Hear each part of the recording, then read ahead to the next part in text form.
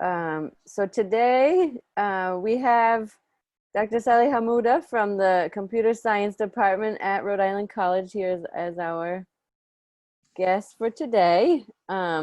She's not actually in Rhode Island right now. You can maybe guess where she is. Somewhere quite far away. So as we've done with our other guests, we'll ask Dr. Hamouda to kind of tell her own story, both personal and professional. And then if students have questions as she's talking, please type them into the chat, or when she's done, we can have a Q&A dialogue back and forth. And then one other thing is we have some students who are just starting to learn English. So we often will, if you can pause once in a while, and we have a couple of people who can do interpretation to Spanish. Okay. Sure. Thank you so much, Erin. So I'm Sally Hamouda. I'm a assistant professor at Rhode Island College. Currently in Egypt, not in Rhode Island. I'm visiting my in-laws for a family situation that I had to actually travel in this time and go to my in-laws here. I'm a mother of 3 kids, 3 boys. Okay, I was born in Egypt.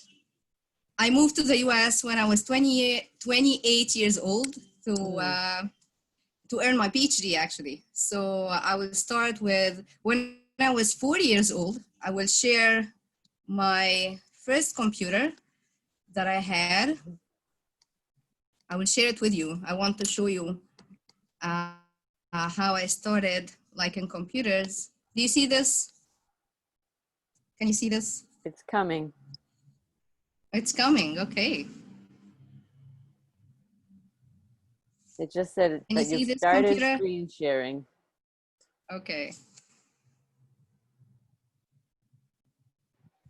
We can't actually see anything. It just says you're sharing. You cannot see anything? Not yet, but maybe it's just taking some time to load. Yeah. Okay.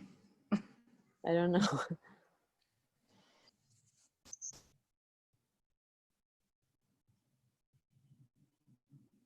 Oh yeah, there it is. Okay, so this was my computer. I was an only child, by the way. So I used to live with a single mom here in Egypt. I used to live with her. I have my father, I have a half sister and a half brother, but I didn't live with them. So my mom actually focused on me so much. So I was her project in her life. So when I was 4 years old, she got me this computer, and I became very passionate about computers. And I even, see these games around the computer. I used to play these games when I was young. So I started programming my first program when I was 5 years old. I would stop sharing because I think the internet here in Egypt is not very good. So I would stop sharing. You saw my first computer when I was 4 years old. Okay, so I really loved dealing with computers. And when I was 8 years old, I wanted to be an actress. But my mom said, no, you will not be an actress. She didn't like this. But I used to love to, in my school, I used to love to sing. I was like singing solo all the time with the other girls and so on. I used to love to act in some, some school activities and so on. And it was still, my hobby till now. I love colors and I love to sing and so on. But I had this passion. I was very passionate about computers and dealing with programming and so on. So there was, I was actually in a private school. So if you don't know this, in Egypt, we have 2 systems as exactly in the US. We have private schools and we have also public schools. But the problem is it's very different. So public schools are definitely free and so on, but the quality of education is very low. So my mom used to send me to a private school. So I had computer classes when I was maybe in kindergarten, and I kept this until I was maybe in elementary or maybe middle school or something like this. And plus this, I used to learn French and English at the same time when I was 4 years old. So I started Arabic, English, and French at the same time. But when I went to college after this, I lost French because I didn't use it that much. So now I'm, 30 something years old. I don't remember that French that I used to speak when I was very young. So this was the start of my story with computers. And then when I was maybe 18 years old, I went to Cairo University. I joined the engineering school and then the computer engineering department. And then after this, automatically in Egypt, if you are in the top 5 of your class, you will be hired as a teaching assistant. So I was hired, I was the 5th one. So I was hired as a teaching assistant. I love teaching. I also at the same time was working for industry. So I was working for a startup in Egypt as a computer engineer, coding and so on. And at the same time, I was working part-time as a teaching assistant at Cairo University. And maybe I skipped this, but when I was in high school, I used to volunteer for charity organization. It's very popular here. It's called Isala.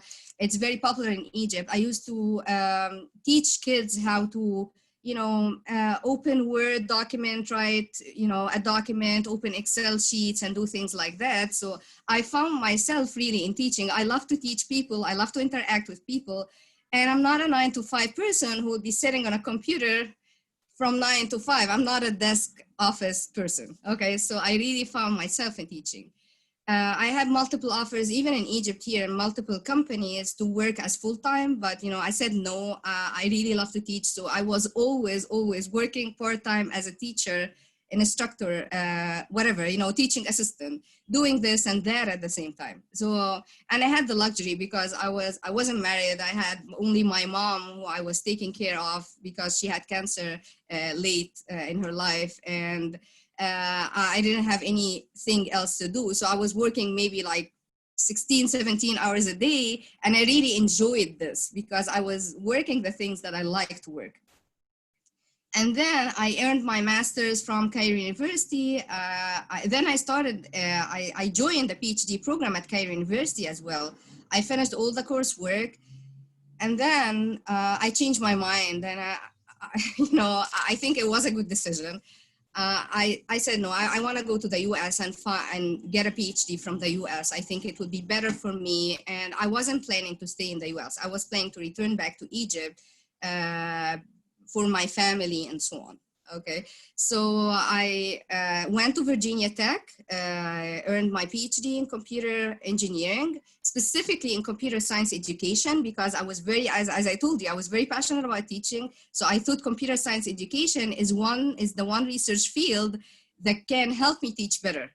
So it was like, the marriage of these two things. And then before even going to the US, when I was preparing my master's, I worked also as a part-time research assistant at Microsoft Research in Egypt. So I had this big opportunity of joining Microsoft Research here in Egypt and also working as a teaching assistant at the same time at Cairo University. So this gave me a lot of research background here. And what I learned, you gotta expand your network. You gotta know more people. You gotta try all the time. Just be determined and never give up. Okay. Use your time. Always use your time. So don't spend 1 minute without doing a thing that will add to you. So this is one thing that I learned over the years. And then I moved to the US, finished my PhD in computer science education at Virginia Tech. When I was in my 3rd year during my PhD, I lost both my parents. They passed away. Oh. So actually, I didn't find any point of going back to Egypt. I stayed in the US and I found it's better. I can stay. I applied for jobs for, I forgot that I love teaching maybe at some point. So I applied at Google, Amazon, Microsoft and things like that. And I really got, some interviews, but also I really still love teaching. So I was pregnant in my 3rd child. I have 3 boys, by the way. So I came back to Egypt and I have my 3rd boy. And then I moved back to the US where I got an assistant professor position at Rhode Island College, and all my family moved back, my husband and my kids and so on. And between this and that, I was working as an assistant professor at Cairo University. So I never left teaching. I love to teach all the time. I love to teach my kids to do things and so on. So it's something that I'm really passionate about. I was told to answer some of the questions. I'm going to pause now if you want to ask questions or for interpreting. So Yeah, I'm maybe going if we could pause for interpretation for a little bit, and if people have questions they can think of while I don't know, Karen or Roberto interprets, then you can type them into the Right. chat. Yeah, take your time. I will wait for a couple of minutes and then we'll go back. We'll come back. Okay, I can translate. Hola, ella es Ali Hamouda. Ella es de Egipto. Vino a los Estados Unidos para obtener su doctorado. Nos enseña como vieron, nos enseñó su primera computadora que su mamá le dio a los 4 años, y a los 5 años ella ya estaba escribiendo códigos. Ella quería ser una cantante, pero su mamá le dijo que no. Pero hasta hoy en día todavía es uno de sus pasatiempos. Estando en Egipto, tenía la posibilidad de ir a dos tipos de tener una educación, pero es igual como aquí en los Estados Unidos, hay dos tipos de educación. Hay una pública y una privada, pero como la pública no es justa, y sus padres decidieron ponerla en una escuela privada. Ya estando en la escuela aprendió francés y inglés. Después de entrar a la escuela, después de terminar su educación, ella se admitió a la Universidad de Cairo, donde fue a estudiar las ciencias de tecnología. Pero su meta era enseñar. Eso es lo que le encantaba hacer, que era enseñar. Y durante su licenciatura, ella le gustaba enseñar a estudiantes. Les enseñaba cosas básicas como abrir un documento y cosas así a los estudiantes con quien ella trabajaba. Como le encantaba enseñar, ella decidió ser una maestra. En ese momento solo tenía, cuando estaba trabajando como maestra y viviendo en Egipto, solo tenía a su mamá, y por eso no le importaba hacer como voluntaria, ayudar a niños y enseñarles cosas sobre la computadora. Después decidió de obtener su maestría y su doctorado, pero también decidió que ella quería recibir su doctorado en los Estados Unidos, ya que el doctorado de los Estados Unidos es un poco más grande y significa un poco más que tal vez el de Cairo o en Egipto. Entonces decidió venir a los Estados Unidos, que fue a Virginia Tech, donde también estudió las ciencias de tecnología, pero más enfocado en el enseñamiento, cómo enseñar a estudiantes. Desafortunadamente, durante su doctorado, ella perdió a su mamá y a su padre y ya no tuvo razón de regresar a Egipto. Y entonces, después de obtener su doctorado, trató de obtener un trabajo, y así es como ella finalmente fue a Rhode Island College, donde es una asistente profesora en las ciencias de tecnología. Y ahora yo creo que va a responder a unas preguntas. Si tienes preguntas sobre tecnología, yo pienso que ella te puede responder a esas preguntas. Gracias. Thank you. Thank you, Roberto. Mm-hmm. Yeah, I wish I know Spanish to understand, but I don't know. Yeah, I'm not 20. I'm not in my 20s. I'm approaching to my 40s. So, but yes, I know I look young, and this is something that always makes some problems for me. So, when you look young, sometimes people don't understand that you have this experience and you know about life and so on. So I'm facing a lot of expectations all the time in Egypt and in the US as well. Okay, so when people see me like covered like this with my scarf, and I wear like wide dresses, modest, and so on, they just put the expectation that maybe I don't know English at all. So I have a lot of questions. I understand it's not disrespect, but it's, the stereotyping that we all, see in our life. So it's, I'm not surprised. So anyway, thank you for asking. Yeah, I was 4. I learned to read when I was 4. So my mom used, as I told you, I was an only child. So my mom used to read for me when I was very young. So I learned to read really early in my life. So I think that's why I'm a fast reader till now. So it was like, I was very lucky to have my mom focusing on my education since I was very young. For some of the questions that I was asked to answer, yeah, regarding culture, I'm Egyptian, but I'm not purely Egyptian. I have some Moroccan, you know, my grandmother is Moroccan, from some of my family from Saudi and so on. So I'm not 100% Egyptian. I'm Muslim, I'm from the Middle East, I'm Muslim. I born in Cairo. And I'm still in Cairo. I never relocated. Cairo is the capital of Egypt. It's a very busy city. I don't know if I can share my screen or not, but if you just Google Cairo and see the photos, you will see, I will give you a minute to Google Cairo and go to images and see how big is it, okay? It's very busy, very crowded. It's also, you know, you can see very poor people in Cairo. You can see very rich people in Cairo. So, you know, there is a lot of differences in Cairo. I was asked also to talk about my economic status. It was between the middle class and the upper class. I was something in between this for me and my family. My mom was an agriculture engineer. My father was a book writer. He used to write books for people for students actually in schools, where you will have the book one side in Arabic and the other side in English. He had his bachelor's in English literature.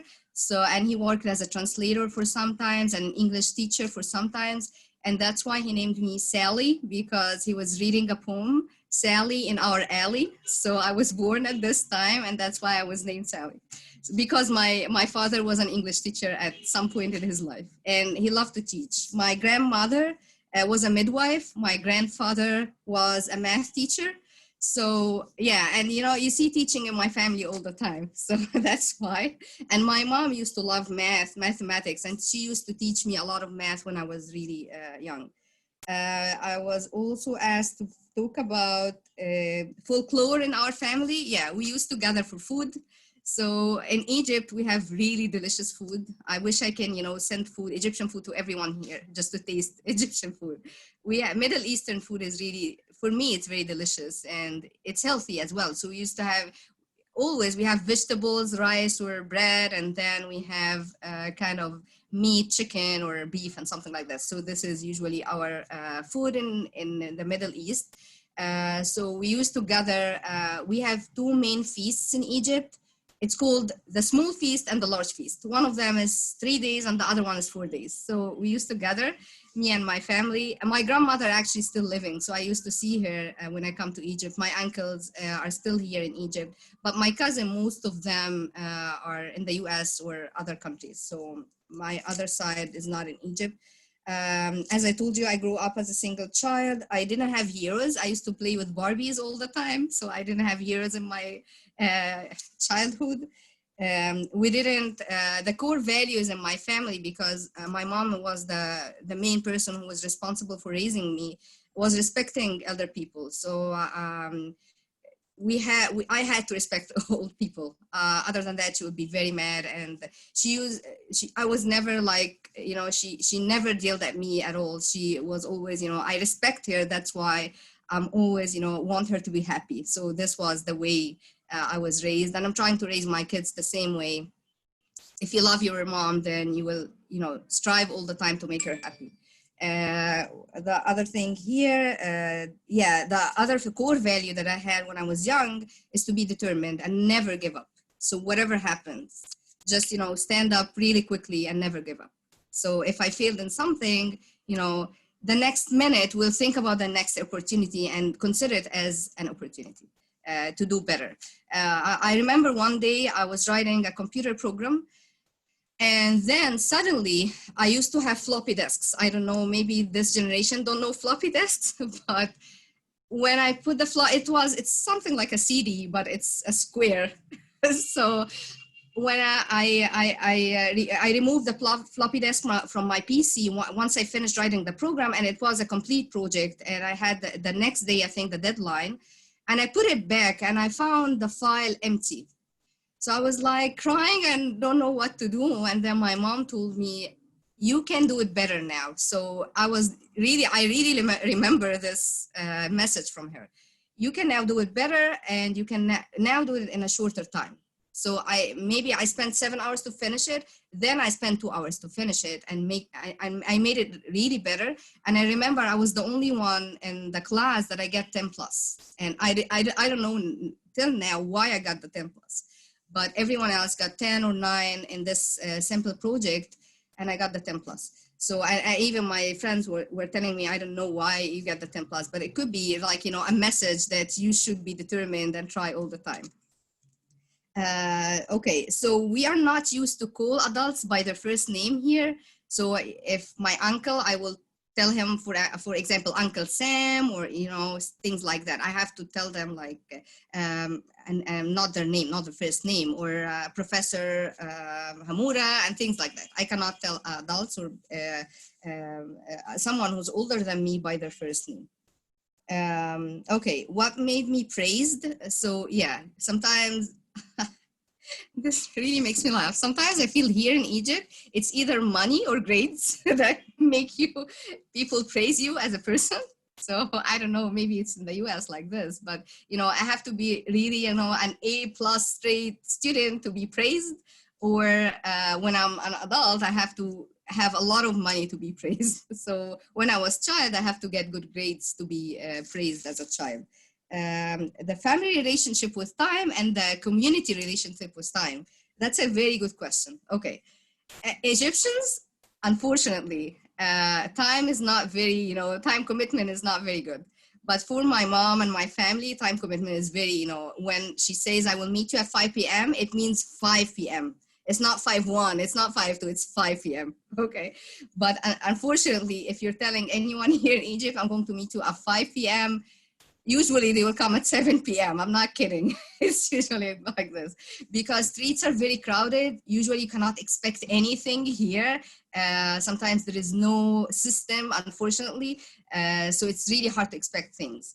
The relationship with authority figures, I'm sad to say this, but we used to be scared from policemen here in Egypt. Because, as you know, there was a military coup multiple times in Egypt. So yes, we know there is a lot of unfair things happening here. So that's why till now, when we are in Egypt, even I tell my kids, don't talk a lot about politics, because sometimes a 4-year-old can be pulled by police and, you know, ask questions and so on. So it's very scary. I'm sad to say this. One disclaimer about what I'm talking about today in Egypt, I'm talking about myself, my family. I cannot give you a big picture about Egyptians and so on. So it's, you know, I'm just representing myself today. Okay, so yeah, I think that's it. So do you have any questions? Roberto, you can go ahead and translate, and then I can get questions. Okay, so I'm just gonna answer your questions because I don't have the actual, I'm just gonna give out the answers. I don't have the questions. So, les voy a responder estas son una de las, lo que ella respondió, una de las preguntas, unas o más de que una de las preguntas. ¿Qué son las expectaciones que ella tiene? Ella dice que dado a su edad, la miran y no le dan muchas. No, ella la miran y a la primera mirada piensan que no pueden dar mucha expectación porque tal vez por su edad o por lo que tiene, y ella piensa que también es basado a los estereotipos que pueden ser encontrados en todo el mundo. Ella aprendió a leer a los 4 años. No es únicamente de Egipto, también es morocana. Su familia es de Morocco. Su religión es musulmana. Su mamá era agricultora. And I forget, what was your dad again? Sorry? Your dad? He was a translator, book writer.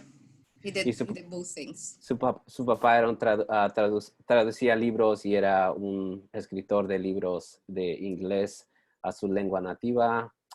Y así es como recibió su nombre Sally, porque su papá le encantó uno de los libros que estaba leyendo y así le dio el nombre a Sally. En Egipto hay mucha comida deliciosa y sabrosa y saludable. Básicamente comen arroz, pan y carne. Hay dos banquetes. Hay un banquete pequeño y hay un banquete muy grande, y esos son los tiempos que comen mucha comida. Creció como única hija. Ella creció respetando a los adultos, a los mayores. Ella recuerda un proyecto que cuando tuvo que escribir algo en la computadora, un code. No sé si muchos saben o conocen los discos que eran floppies y eran en modo eran cuadrados básicamente. Y fue uno de los proyectos que tenía que hacer, tenía que escribir algo. Pero se dio cuenta que al abrir la alfombra no estaba vacía y ella se sintió muy mal y empezó a llorar. Pero su mamá, esta es una memoria que todavía ella recuerda, que dice que su mamá le dijo, bueno, ahora lo puedes hacer más rápido y mejor. Y escuchando eso, hizo el proyecto otra vez y fue a la escuela y finalmente recibió un 10 con una suma que todos no podían creer, pero ella se sintió muy orgullosa de obtener ese grado, ya que todos habían obtenido un 10, pero ella tenía la suma, que es un poco de extra, como un A+.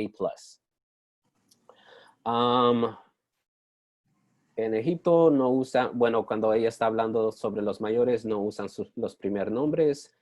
A ella le encanta que le alaben con grados y dinero. Ella es una persona que le gusta obtener grados para que la alaben. Ella encanta tiempo es muy importante para su familia, ya que en Egipto no es regularmente algo que todos acumulan en ser alguien que va a ir. Si alguien te dice que te van a visitar en 1 hora en Egipto, la comunidad de Egipto, tal vez puede ser 2 horas o un poco más, pero para su familia, si su mamá le dice, te miro a las 5 de la tarde, su mamá va a estar. O sea que el tiempo es muy importante, solo para su familia, pero para la comunidad es un poco diferente. Y por lo último es que en Egipto la comunidad le tiene miedo a la policía o a alguien que tiene autoridad. Ella le sugiere a su familia que no hablen sobre la política, ya que los puede meter en problemas. Y ella también quiere decir que de lo que ella está hablando es solo sobre ella, no quiere hablar sobre todo. No quiere darle todo el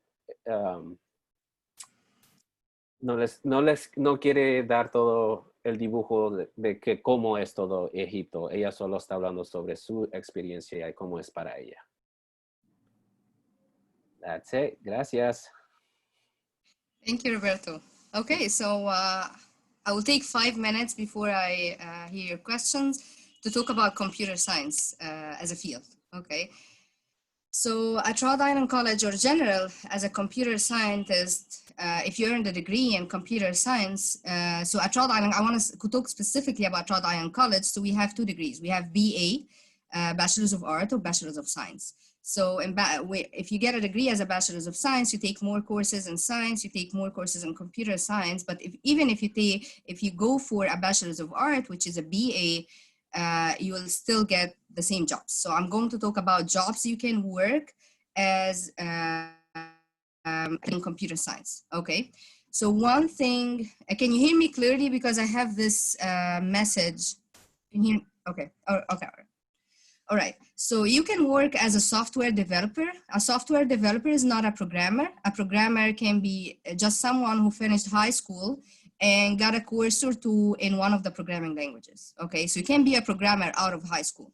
Okay, but if you earn a degree as a BA or a BS from computer science, then if you want to be a software developer, which means higher than that, you're not just programming. You're also designing things. Okay, which needs a lot of knowledge about computers themselves. Okay, so it's not just writing code, make it run. Okay, it's about designing and understanding the user that you're writing the program to, you're understanding the system, and a lot of other things, okay? So it's very important to distinguish between being a programmer and being a software developer. To be a software developer, at least you have to be very proficient in 2 programming languages, at least, okay? And you have also to have very good problem-solving skills, okay? Problem-solving skills, you learn it from life, you learn it in college, you learn it through a lot of things, okay? So one thing that's very important, and I see some of our students at Rhode Island College sometimes suffer when they go to interviews, because I actually was interviewed a lot, so I have a lot of experience being interviewed. There is this personal side that the interviewer trying to explore when they interview you, right? Not only the technical side. So it's very important for you to understand they are looking for 2 things, your technical background and your personality as well, okay? This is very important. Problem solving is something that's in your personality, and you can learn it by time and by attending college and so on, okay? So this is one thing you can do as a computer science major after you graduate. The second thing that you can do, you can teach, okay? You can teach in a high school, computer science, you can teach in a college as an adjunct professor. Usually adjuncts required to be, to have a master's at least. So we usually, you know, for some colleges, you usually have a master's. So you got your master's and then you can be an adjunct. You can teach if you like to teach, or you can teach in a high school or middle school or whatever you like. The other thing that you can do, you can get your master's, right? You can get a master's and then you can get a PhD if you like. If you like a certain field, you can go to this field and know more about it research-wise, and then your technical side will be definitely better. Now, I was asked multiple times about the hot topics in computer science. Now the hot topics are cybersecurity and data science, okay? Data analytics as well. These are the hot topics in computer science. Rhode Island College this year will have a cybersecurity degree major, okay? We will also have a data science major, and soon we will have a data analytics major, okay? So these are the hot topics around the world, not just in the US. These are very well paid. I'm talking about like 52,000 per year to 120,000 per year. So these are not the numbers that I know. I know this numbers from the Tech Collective at Rhode Island. So we have connections to the Tech Collective. It's a board of people who try to, you know, narrow the gap between people graduating from the college and the companies, because companies are looking for skills, but maybe college are not providing them these skills. You see what I mean? From the technical side and even from the personal side. So we usually have meetings with them, with the president of the Rhode Island College, President Frank Sanchez, and we usually meet with them and know what are the requirements so that we can enhance our courses and get them better graduates from Rhode Island College. The other thing that you can do, other than being a software developer, getting your master's and PhD and so on, and teaching, you can also be a freelancer. So after you get your bachelor's, you can freelance. You can take tasks, for example, a project. Someone wants to do a website, a personal website, right? A website for business, because they have a store that they will try to make it online. You see what I mean? So this can be freelancing. I worked as a freelancer while doing my PhD. Just, you know, out of curiosity to see what is this field is about. It was nice. I was very well paid. I was working from home and it was nice. So freelancing, if you want to start with freelancing, usually now there are websites for freelancing like Odesk, and there's freelancer.com and so on. Usually you need to gain reputation if you're going to freelance, okay? So you need to start with small tasks, low payment, and then you can go up once you gain some reputation.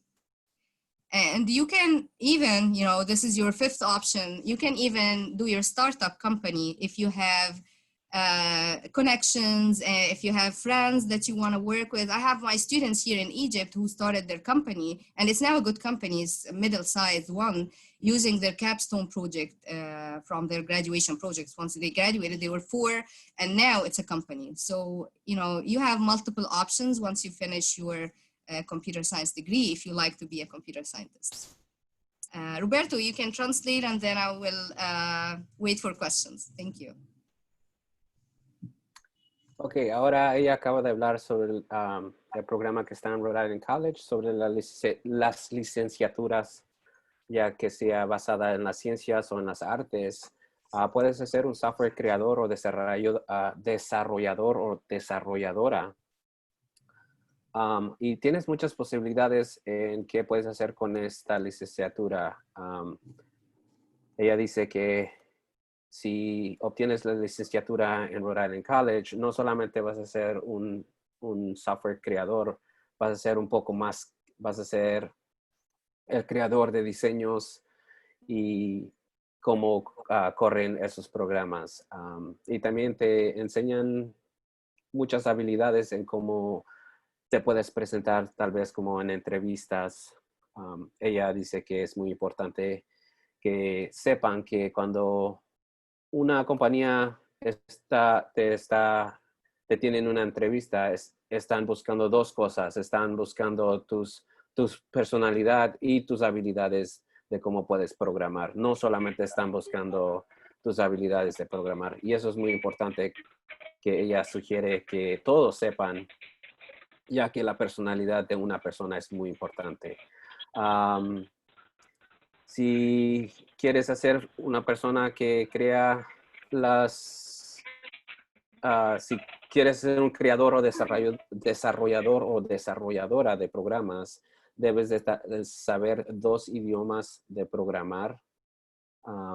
Si también puedes tener otro plan que puede ser que puedes enseñar. Puedes enseñar en escuelas, puedes ser maestro, puedes ser profesor, pero para las universidades, ella dice que muchas de las universidades buscan que tengas una maestría, que es otra posibilidad que puedes hacer con este programa. Puedes, después de obtener tu licenciatura, puedes ir y obtener tu maestría, donde puedes hacer más investigación de cosas que tú estás interesado sobre la programación de la tecnología. Y también habló sobre las cosas que son los tópicos que son calientes o las cosas que muchos quieren saber más, porque es algo que todos están hablando, y eso es la seguridad cibernética. Y I forgot the second one. What was data? Can you tell me the second hot topic? Yeah, definitely. Data science, data analytics. Okay. Y la otra es las ciencias de data, de obtener números y todo eso. Y esos son uno de los tópicos muy grandes y lo están enseñando en Rhode Island. Y ella dice que son muy buenos y pagan de 52 a 100 mil al año. O tal vez si no quieres hacer ninguno de esos planes después de recibir tu licenciatura en Rhode Island College, puedes trabajar para tú mismo, que puedes hacer freelance, que trabajas para tú mismo con varias compañías. Ella lo hizo sola para solo obtener la experiencia y se dio a conocer que vas a empezar poco a poco, pero ya con tiempo vas a obtener más cuentas y vas a hacer más dinero. Y esas son todas las posibilidades que puedes obtener después de obtener esa licenciatura en las ciencias, ya siendo las ciencias o las artes. That's it. Thank you. Thanks, Roberto. All right, any questions?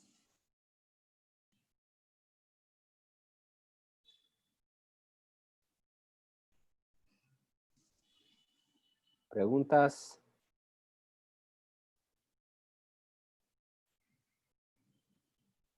I have a question. Sure, go ahead. The first computer you showed us, I might have missed it. Was it a Microsoft or a Mac? No, it wasn't either of them. It's called Sakhr. I will write it down for you. It was not. Okay. There was no Windows at this time. All right. Just curious. I wrote like basic statements and so on to make it work and so on. So I will write it down for you. Okay, thank you. And this is my personal website. I wrote down the name for you, and this is sallyhamouda.com is my website.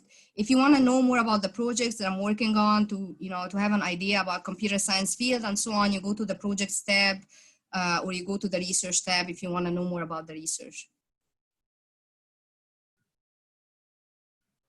Okay, so any other questions? I don't know if this is a good sign or a bad sign. No questions at all.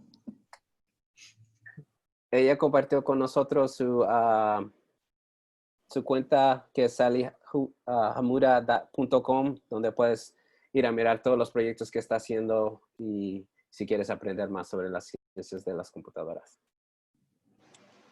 I have a question actually. Sure. Hello, Professor. How are you? My name is How are you, Selena. Selena? Yeah. Thank you. Oh yeah, I'm one of the mentors for this summer's RIC-MPHS summer learning.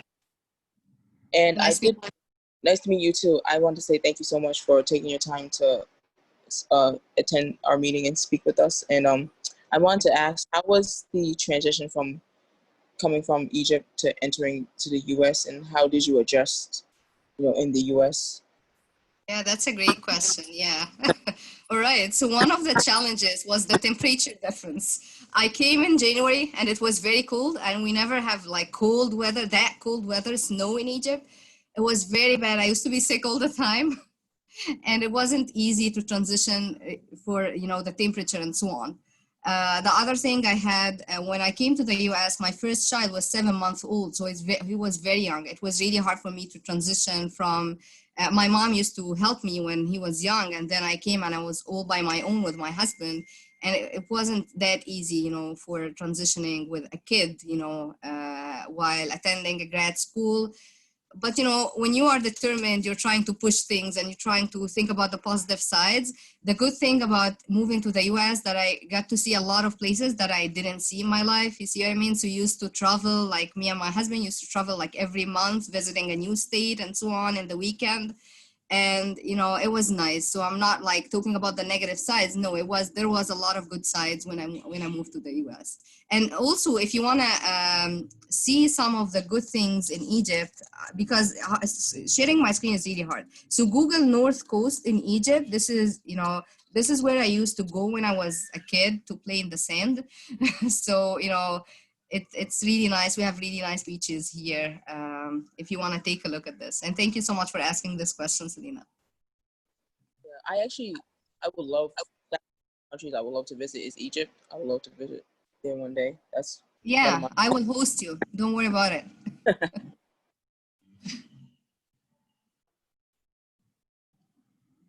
Any other questions?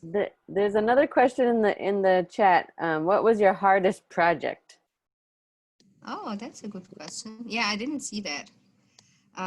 What was my hardest project? So yeah, maybe the capstone project, the last project that I did when I was earning my bachelor's in engineering. Yeah, it wasn't easy. Communicating and working with a lot of people was not that easy, with differences and mentalities and priorities and so on. But you learn all the time. But it's really hard to decide which project is the hard one, but maybe this is one of the hard projects that I was doing.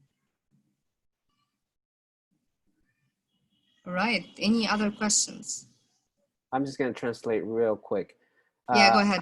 Preguntaron cómo se ajustó, cómo fue su ajuste aquí en los Estados Unidos. Él dice que lo que fue muy diferente fue el clima, el tiempo, ya que en Egipto no hay nieve y ya llegando aquí se puso un poco enferma.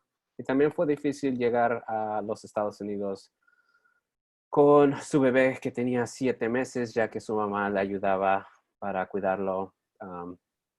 Pero moviéndose aquí ella tuvo que cuidar a su bebé de 7 meses. Pero en lo positivo dice que le encantó descubrir mucho más sobre los Estados Unidos. Su familia exploró otros estados y visitaron otros lugares. Eso es lo positivo, que descubrieron más sobre los Estados Unidos. ¿Qué fue el proyecto más difícil? Para ella fue su proyecto durante su doctorado, donde había muchas mentalidades y diferencias. Y para ella piensa que fue uno de los proyectos más difíciles. Thank you. Thank you. So any other questions?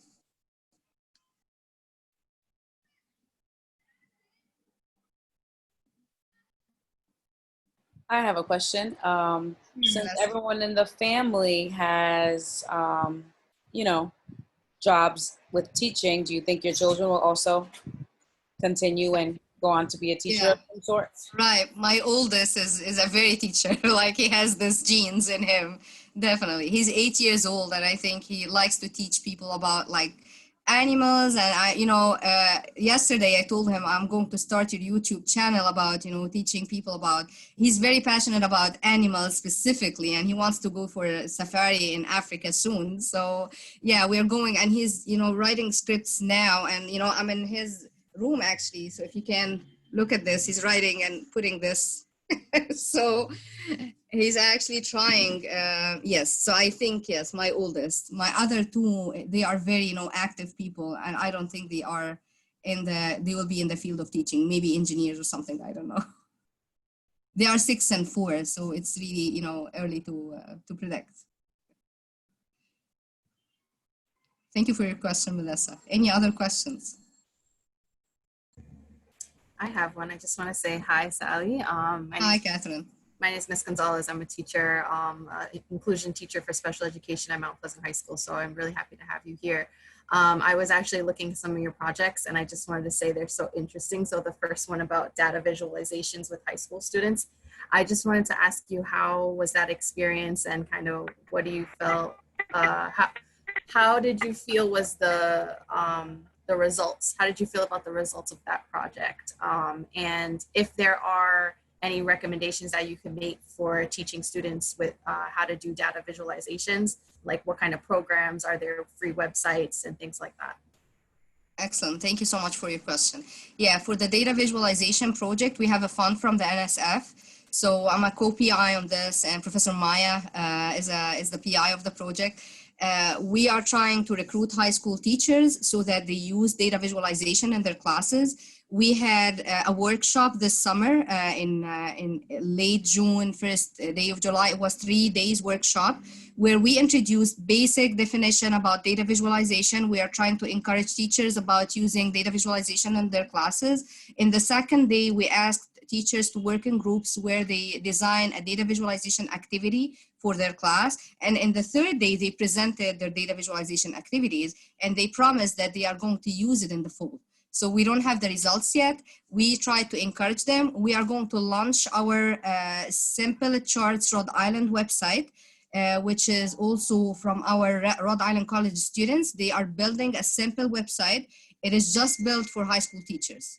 That's it, for students and teachers in Rhode Island for high schools, not just for Rhode Island, for any state. But I mean, we started this in Rhode Island, so it's called Simple Charts Rhode Island. We want to pay for the domain, so if you Google this, you will not find it. But soon, maybe I will email Erin if you can send everyone the website.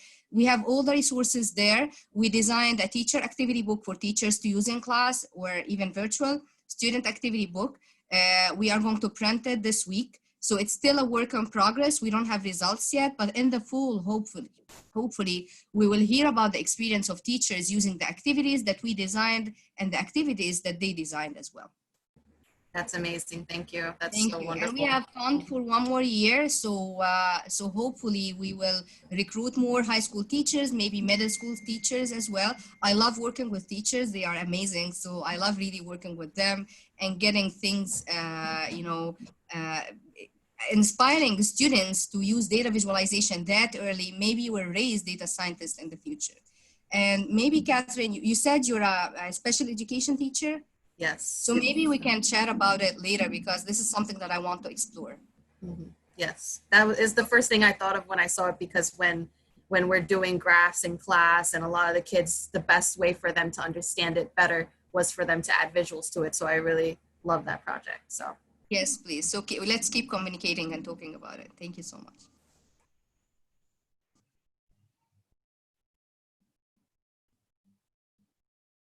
Any other questions?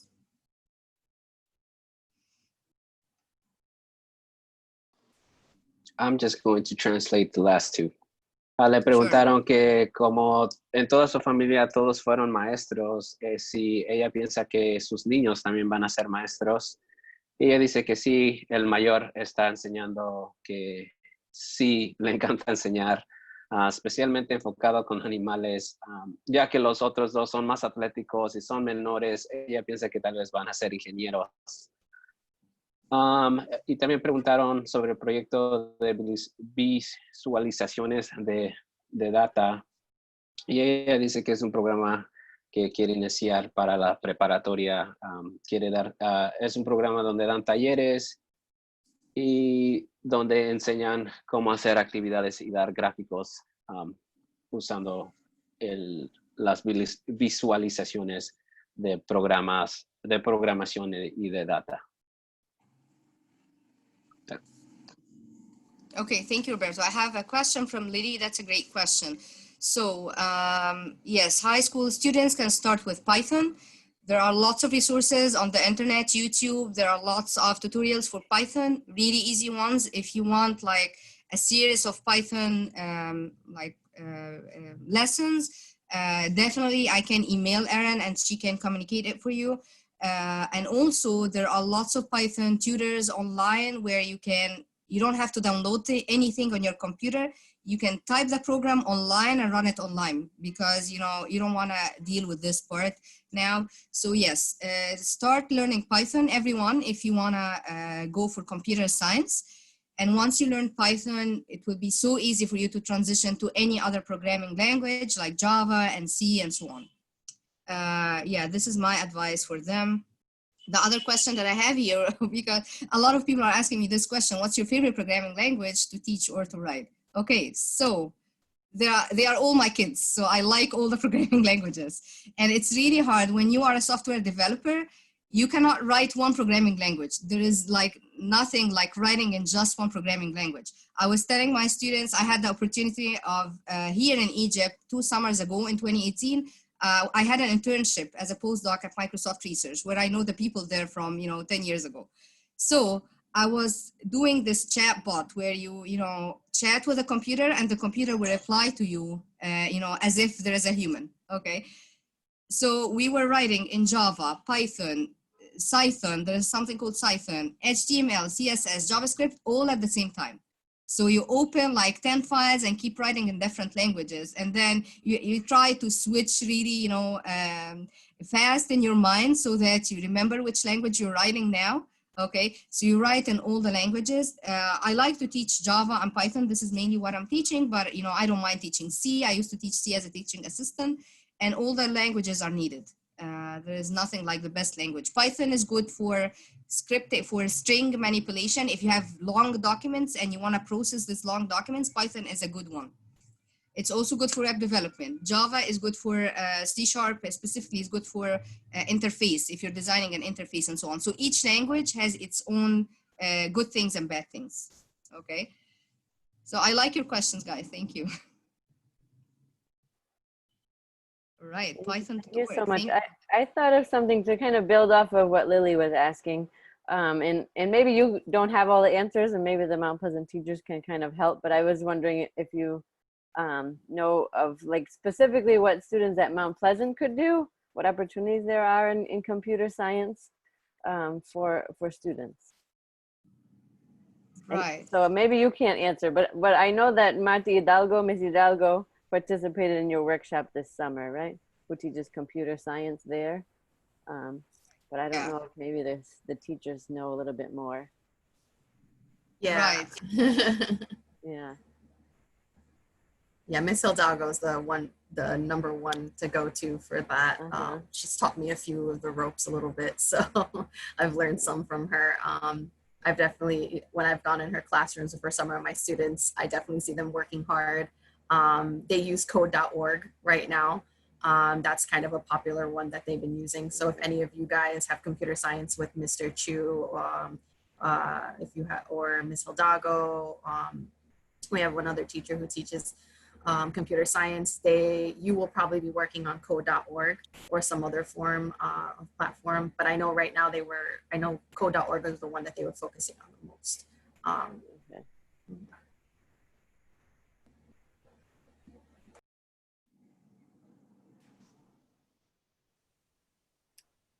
So I think we have a couple of minutes if anyone has any last questions.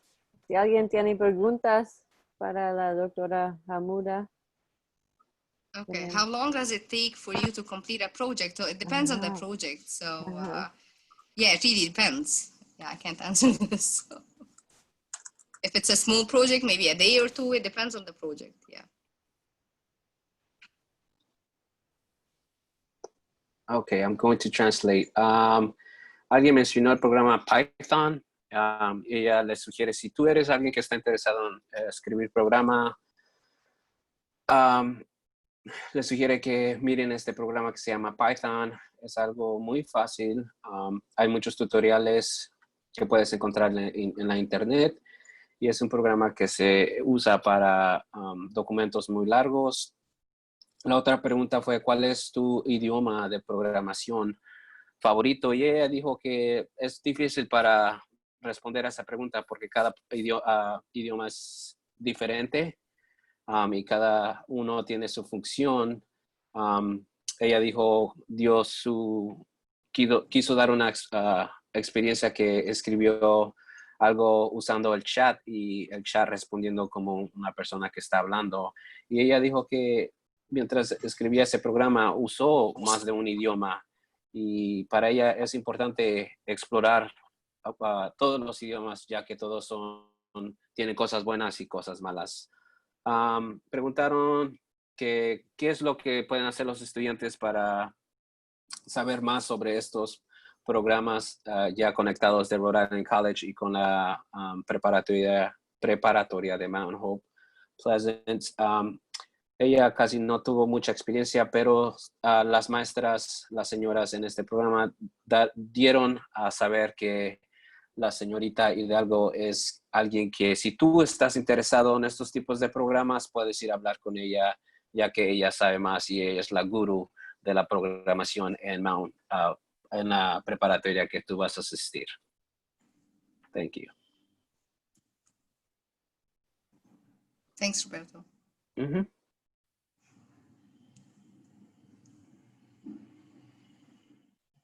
So I have one last question, and then I think maybe we'll wrap up. And then we'll all stay online. We have our closing community meeting. So so I work in world languages education. So I prepare language teachers, and I also do a lot of advocacy in our field for language education. And something that we keep seeing pop up in different states is sometimes a bill coming through a legislature that proposes that computer science be accepted as a replacement for a world language class or a requirement. So I'm just wondering how you would respond to that.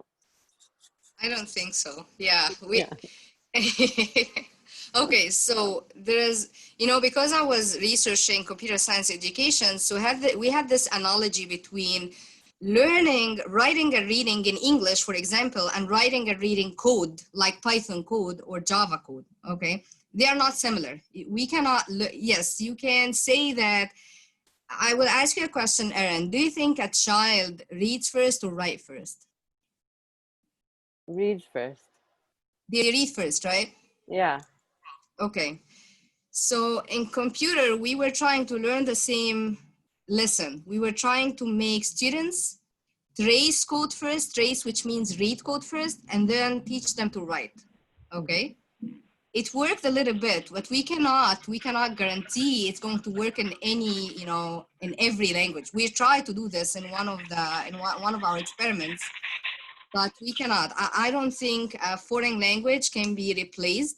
And I'm really, I keep my kids, because I know my kids maybe will forget Arabic by the time. By the way, there is an Arabic teacher here in my home right now teaching them Arabic, just for them to be fluent in both languages. And I'm trying to introduce French for them as well. But now, no, I cannot replace Arabic with Python.